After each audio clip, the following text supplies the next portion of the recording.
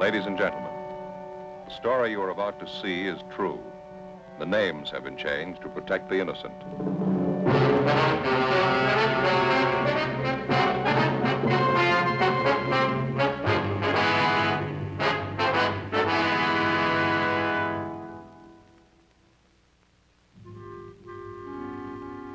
This is the city.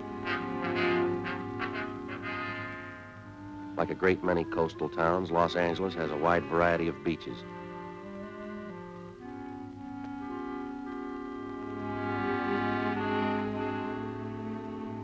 This is Long Beach, California. Like you, when I get a day off, I go here too. I'm a cop. It was Wednesday, March 18th. We were working a day watch out of Robbery Division. My partner's Frank Smith. The boss is Captain Harry Didion. My name's Friday. We'd gotten a report that a holdup man we'd been after for months had been located. The report said he was armed. We knew he was dangerous. We had to get him.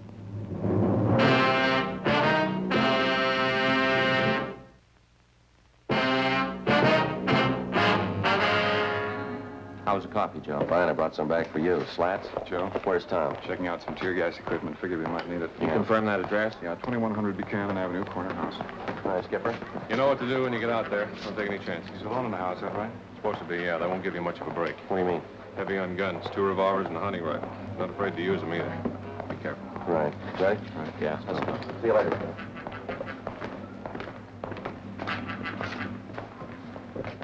Well, it's a long haul, huh? Hope this washes it up. Hunting rifle and 2 revolvers. What do you think, Joe? 18 robberies in 3 months. You know the guy as well as I do. Yeah. What's your guess? His name was Hoffman, George R. In our files, his criminal record dated back to high school days. Petty theft, grand theft auto, burglary, armed robbery. His record included 2 terms at Preston School of Industry and 1 at San Quentin.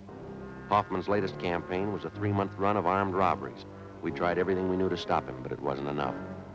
We'd failed to get a line on him until one of Captain Didion's informants came up with a tip that Hoffman had been hiding out for the past month in a small bungalow on the corner of Buchanan Avenue and Selma Street. According to the information, the suspect had a good supply of food, ammunition, and 3 guns. 10:15 p.m. Together with Sergeants Tom Gaffney and Slats Henry, Frank and I parked our car down the street and started toward the house. As we approached the house, we could see a light burning in one of the front rooms.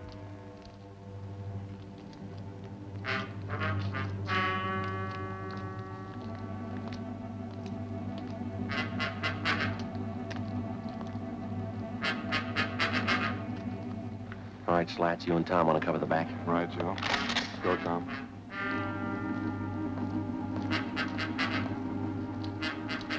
All set, Joe? Yeah, let's go. Joe. Front window. Yeah. Come on.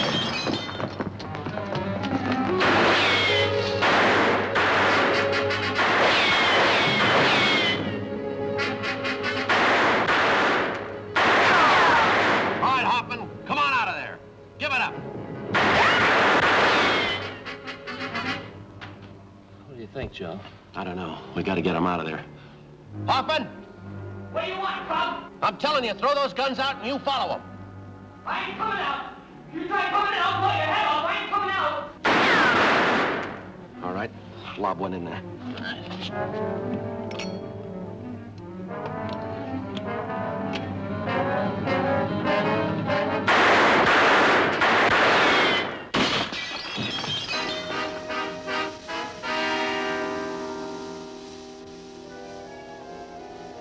What do you think, Joe?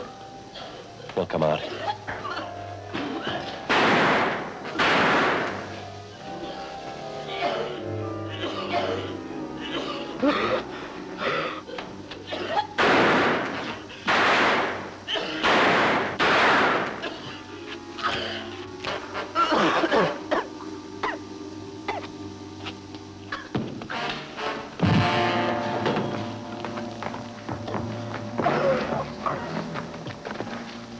All right, come on, Hopper. On your feet. Come on, get up.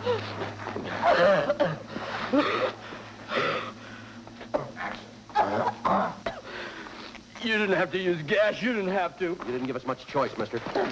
You got him, huh? That's right. Oh, we'll check the house, Joe. Right, Slat. See you back at the car. Who told you? Who gave you the tip? What's the difference? Sure made it easy enough for you. Might as well open the door and let you in. Yeah, that's right. Come on, let's go. Lousy deal. I'll find out who did it. Takes me 10 years, I'll find out. I wouldn't make book on that, mister. What do you mean? You might be a little busy for the next 10 years.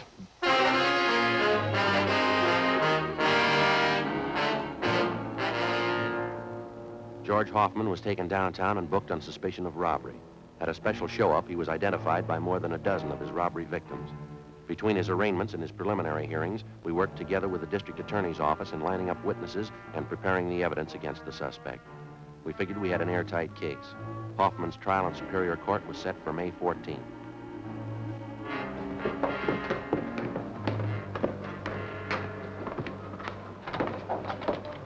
Hi, Joe. Oh, hi, Slats. What's doing? Still arraigning Hoffman? Yeah. What happened to your eye? How about that? I'll never live it down. Let me see. First real black eye I ever had. Had bruises, you know. They hurt, believe me. Well, how'd it happen? Every week, Gaffney and I go up to the neighborhood boys' club after work to help coach the kids at sports, you know. Yeah, I know. Last week we had boxing lessons. I was coaching this one youngster. He turned out to be a lot quicker than I thought. He really connected. I guess everybody's heard the story by now, huh? Just about. Gaffney took care of that. Captain called me in this morning, asking me if I wanted to file assault charges against the kid. Big joke. Never fails. You still coaching up there? Not this week. Kids are supposed to get lessons in wrestling. I'm not taking any chances. Yeah? They've been watching television for months. See you later, huh? Right, Slats. Put your coat on, Joe. Why, what's doing? George Hoffman. Yeah? Just broke jail. The morning of his escape, Hoffman was scheduled to appear in Superior Court for trial. According to routine, he was taken from his county jail cell on the 12th floor of the Hall of Justice and escorted to the jail shower room on the 14th floor. There, he was to take a bath and change to his civilian clothes for his appearance in court. While he was in the shower room, he turned on the hot water faucets, filling the room with steam to hide his actions from the guard. He succeeded in forcing his way through a door, up the stairs, and got to the roof of the building. Realizing that he couldn't escape down through the building, he dropped over the edge of the roof, down 18 feet, landing on top of a ventilator shaft. From there, using the metal flanges on the shaft, he climbed 7 stories down the outside of the building. At the 8th floor, he kicked open a window and got inside an office of the building. He slugged a bailiff who tried to stop him, and then he ran down the remaining flights of stairs into the street and disappeared into the crowd. 20 minutes later, he robbed a dentist's office at 3rd and Los Angeles Streets and got away. Police and sheriff's deputies covered the city for him. Frank and I were among them. 11:55 p.m. We checked back into the office.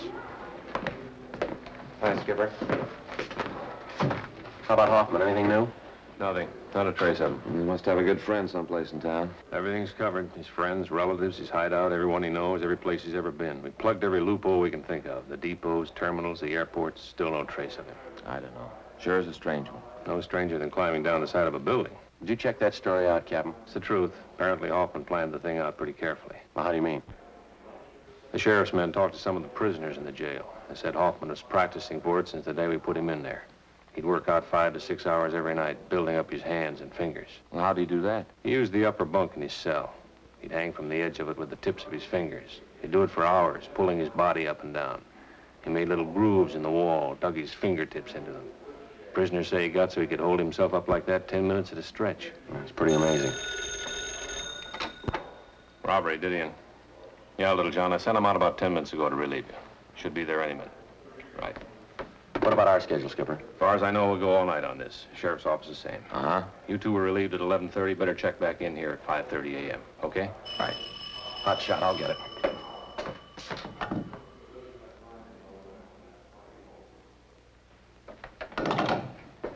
What is it?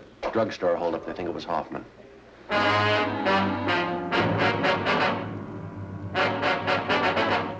The scene of the holdup was the Rex Lake Pharmacy on the corner of Pico Boulevard and Pine Lake Street.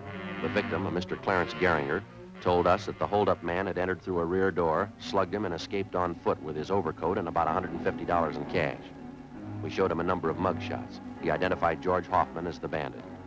A special detail of men were ordered on a thorough search of the general area around the drugstore. No sign of the suspect.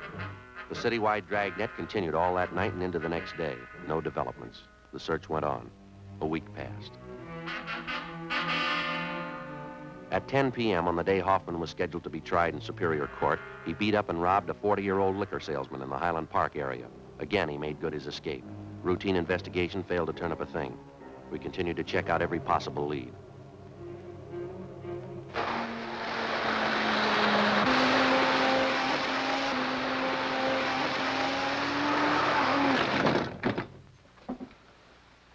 Look at that.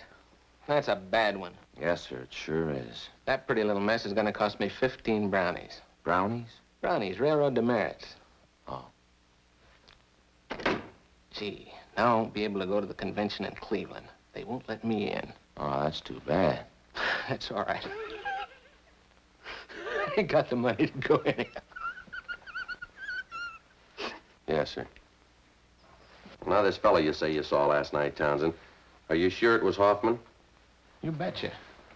I saw his picture in the paper when he climbed down and escaped. I don't say I'm positive it was him, but I'm dandy on faces. Maybe the whole system was out of kilter. Oh, there's a good reason for it, of course. The whole railroad just needs a complete overhauling. Way overdue. Wonder if you'd mind checking through these pictures, Mr. Townsend. Well, not at all.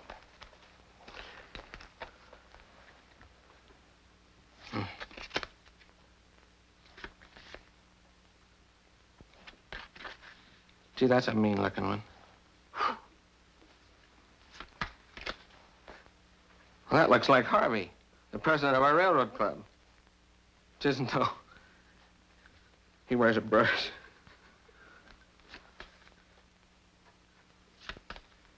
That's the one. That's him. Am I right? Yes, sir, that's Hoffman. Do you happen to know where he's staying? Yes, an auto court on Royal Oaks Avenue. He's been there for a month. Say, Sergeant, if you find out it really is this Hoffman, don't tell Mrs. Cox at the auto court. It'd just break her heart. That's so? She's sort of an amateur detective. She thinks she knows faces better than I do.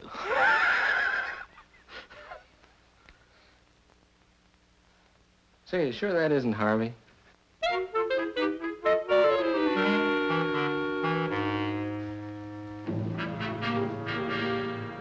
After we left Roy Townsend, we called the office and filled them in. Captain Didion called Pasadena and notified them. Then we drove out to the auto court in which the suspect was reportedly seen. Yes, you want something? Yes, ma'am. You Miss Cox? Yeah, I'm the manager here. If you want lodgings, we're all filled up. You might try the Golden Eagle straight down the street there. We're police officers, Mrs. Cox. Could you hold that up a little closer? Yes, ma'am. Oh, yeah. Do you have a man named Hoffman staying here? Hoffman? No, I don't. Got a Hoffmeyer, though. Sure that's not it? Wonder if you'd look at this picture, please.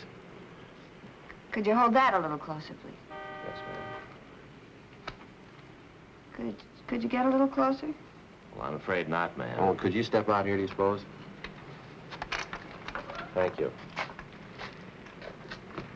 Do you recognize him? Yeah, but his name's not Hoffman. It's King. Number 23. He's not in, though. Left about an hour ago. That's so? Yeah. I guess he won't be back for another hour.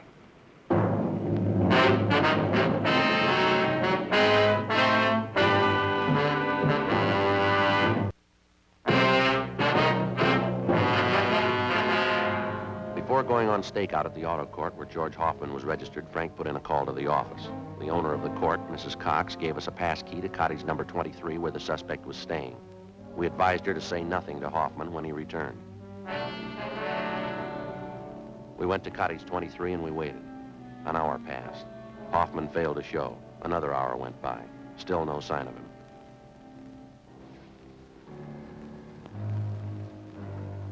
What do you think, Joe? I don't know. Way overdue. You think he might have been tipped? I don't see how. Miss Cox is the only one that knows we're here. No, she wouldn't have any reason to tip him. All his stuff's here, all his clothes. Yeah, well, relax. We've had longer waits than this. Yeah. Joe? Yeah. You see who it is? Yeah, there's a man coming from next door. All right. Yeah? Oh, your new telephone directories. Oh, thanks. Anything wrong? No, everything's all right. Put him right there on the porch. You betcha. Telephone directories. Yeah.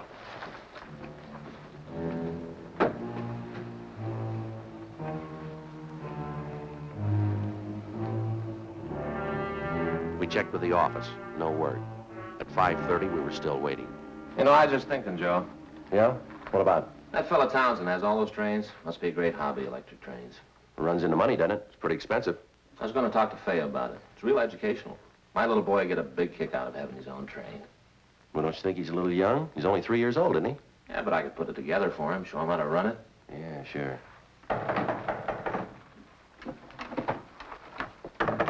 Officers, it's me, Mrs. Cox. Who am I? Oh, I'm sorry, Miss Cox. Yeah, well, I'm sorry to bother you, but your office just called. They wanted me to give you this. All right. Thank you very much, ma'am. Hope everything's all right. Yes, everything's fine. Thank you. Well, I'll be in my office if there's anything you want. Yes, ma'am. Thank you. What is it? It's from Didion. Yeah. We just picked up Hoffman 10 minutes ago.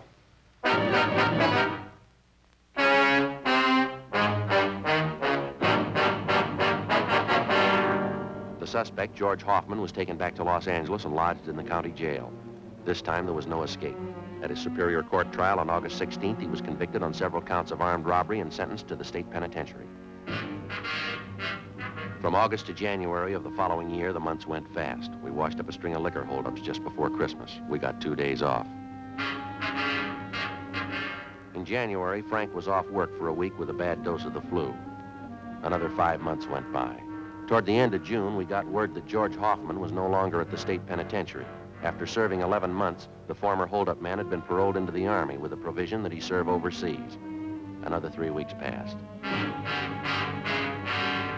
July 12th, Tuesday. Frank and I had lunch at Eddie's Cafe, and we checked back in at the office. Good meal, huh? Want a soda, man? What for? Well, I don't know about you, but that Eddie can change his menu. Fried beans and pastrami sandwiches, that's all we ever get. Well, from the way you dug into him, I kind of got the idea you liked him. Well, I like them, sure, but eat too much. Look at me.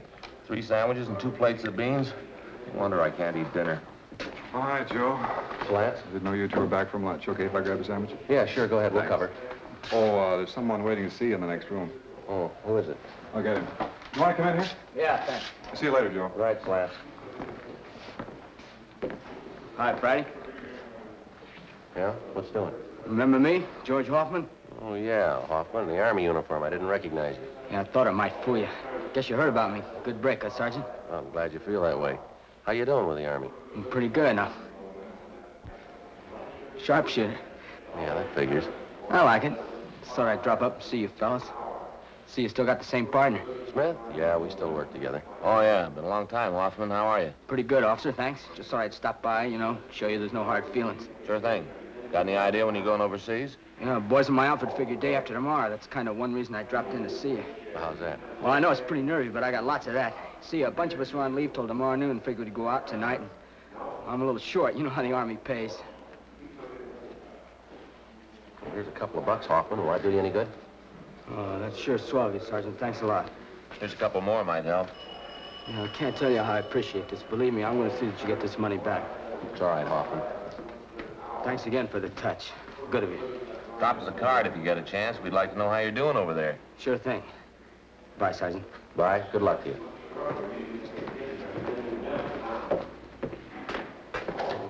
Thanks again for the money. Don't mention it.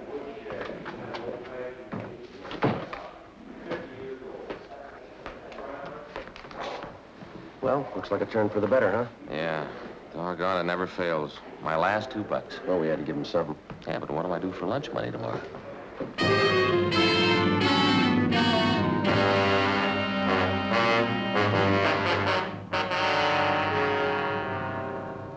2 p.m. We drove out to the Wilshire district to interview a victim of a recent drugstore holdup. 4 p.m. We brought him back downtown and took his statement. 4:30 p.m. Friday, Smith? Hi, Skipper. Henry says that ex-con George Hoffman was in today and you talked to him. Yeah, that's right. Have a look. The MP's just left. Well, your $2 went for nothing, Frank. Hoffman's wanted. Huh? He just broke out of Army prison this morning. Together with the Army authorities, local officers joined in the citywide search for Hoffman. At 10 o'clock that night, a food market at Santa Fe and Rialto was robbed and the proprietor was beaten. From our mug shots, the victim identified Hoffman as the holdup man. Shortly after midnight, a drugstore on Crenshaw was held up. Hoffman was again tabbed as the suspect. The next 2 days, the search was intensified. No leads. 2 more days went by. Late Saturday morning, we got a call from an ex-convict who told us that Hoffman had contacted him. Hoffman said he wanted to see him. The informant went on to say that Hoffman had told him he would be at the LCD Tool and Die Works that afternoon. 12:43 p.m., Frank and I drove out to the factory. It was a large brick building on the corner of Chandler Boulevard and Verdugo out in the valley. We talked to our informant, Charles Kilgore. Like I told you on the phone. George called and said that he had to see me. He say what it was about? No, just that it was important. He said he'd call back and confirm it, and well, it's about that time now. Have you got any idea what it's about? Not the slightest. How is it you know Hoffman? I've known him for years, ever since high school. He's a nice enough guy, but a little impressed with himself, maybe. Well, if he's in trouble, why would he call you? I don't know. We got along pretty good in school. Maybe he figures I can help him out of whatever beef he's in. What time did he say he'd be here? He said he'd call me back and let me know. Just said that he wanted to see me, that's all. I said I didn't want to see him. I didn't want to get mixed up in anything. I know he's had some trouble with the law. Yeah? He said I was in it whether I liked it or not, and he wanted to know if I was going to be alone here this afternoon. I said yes. Yeah? I got to thinking about it, decided to call you. Excuse me. LCD Tool and Die Company, Kilgore speaking. Yes? Yeah, George. Uh-huh. Sure, how soon? Okay. It's 107, right on the main floor. Come in the first street entrance, right down the hall. Okay, I'll see you then. Hoffman. Yeah? He'll be here in 20 minutes. We asked Kilgore to check with the building maintenance staff and have the halls kept clear of people for the next 45 minutes. 1:24 p.m. We talked to Sergeants Gaffney and Henry. They left to cover the rear of the building. Cars in the area had been alerted, and the description of Hoffman had been broadcast to all units.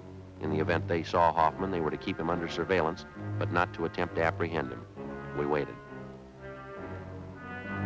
1:30 p.m.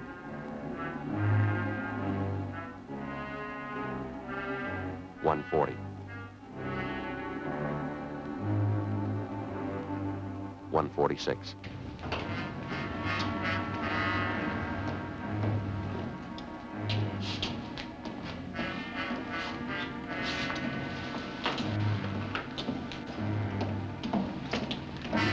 All right, hold it up, Hoffman.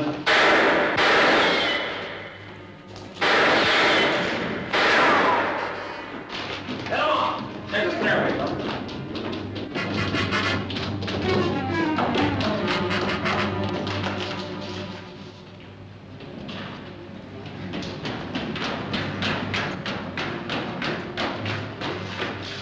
I'll head him off this way, Joe. All right, Slats, careful.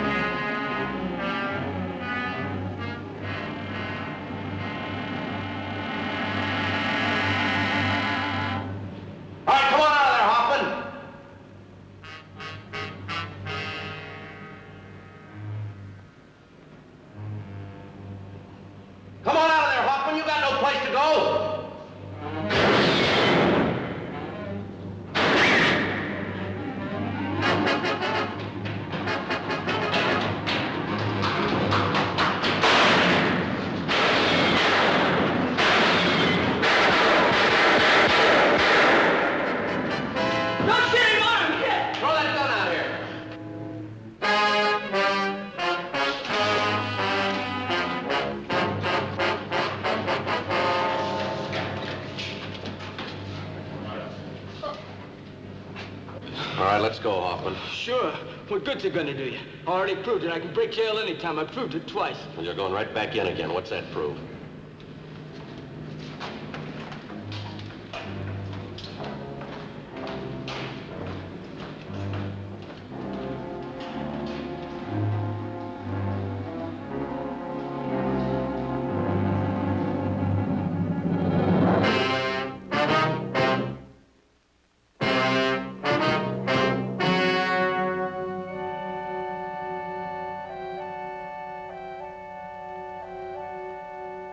On October 8th, trial was held in Department 89, Superior Court of the State of California, in and for the County of Los Angeles.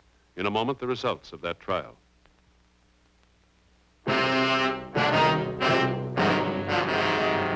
The suspect was tried and convicted of first-degree robbery, 3 counts, each sentenced to run concurrently.